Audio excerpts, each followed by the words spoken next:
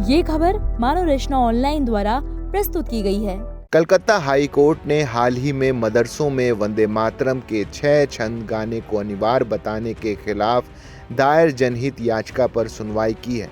अदालत ने इस मामले में सुनवाई करते हुए एक बेहद अहम टिप्पणी की है और कहा है कि वंदे मातरम गाने से आसमान नहीं गिर पड़ेगा। इस मामले को लेकर अदालत में विभिन्न पक्षों की ओर से कई तरह के तर्क रखे गए, जिस पर हाई कोर्ट ने अपनी बात रखी है। कलकत्ता हाई कोर्ट ने मंगलवार को मदरसों में वंदे मातरम के 6 छंद गाना अनिवार्य करने के खिलाफ दायर एक PIL पर सुनवाई की। सुनवाई के दौरान कार्यवाहक मुख्य न्यायाधीश तापव्रत चक्रवर्ती ने कहा कि आसमान नहीं गिर पड़ेगा। उन्होंने दलील देते हुए कहा कि हजारों ईसाई स्कूल हैं जहां सभी छात्रों से ईश्वर से प्रार्थना करने को कहा जाता है, तो क्या किसी खास धर्म से जुड़े छात्र ये सवाल उठाते हैं कि आप मुझसे ईसाई धर्म से जुड़ी बातें क्यों गवा रहे हैं? इससे आसमान नहीं टूट पड़ेगा। आज अगर मुझसे कोई ऐसी बात दोहराने को कहें जो मेरे धर्म में नहीं है, तो क्या होगा? क्या मैं अपने धर्म से बाहर हो जाऊंगा?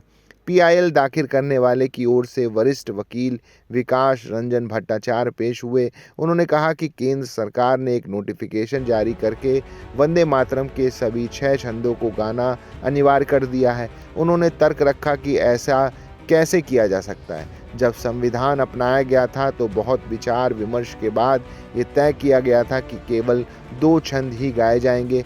अगर कोई अपनी मर्जी से गाना चाहता है तो मुझे कोई दिक्कत नहीं, लेकिन इसे थोपा नहीं जा सकता। भट्टाचार्य ने यह भी कहा कि इससे सांप्रदायिक सद्भाव बिगड़ेगा।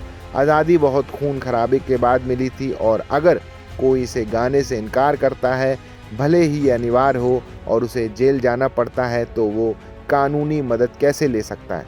इस मामले में कई PIL दाखिल की गई, जिनमें वरिष्ठ वकील कल्याण बनर्जी ने कहा कि संसद में इस पर बहस हुई थी।